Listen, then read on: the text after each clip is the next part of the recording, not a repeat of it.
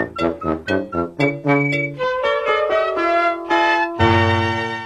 никогда не обманывает и говорит другим, чтобы они сдерживали свои обещания и говорили всегда правду.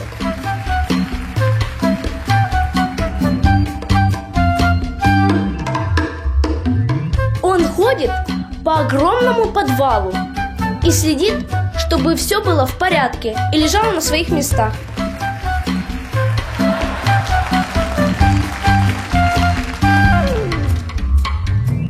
А еще у него очень много друзей. Они ему привозят арбуз, молоко, колбасу.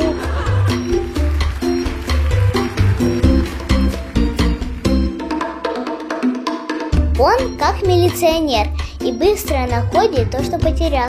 Но иногда у него не получается это найти, и он плохо спит ночью.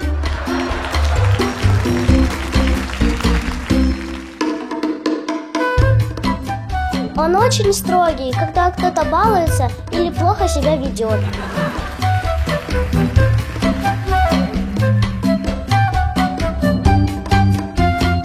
Он, как мой папа, всегда знает, что хорошо, а что плохо.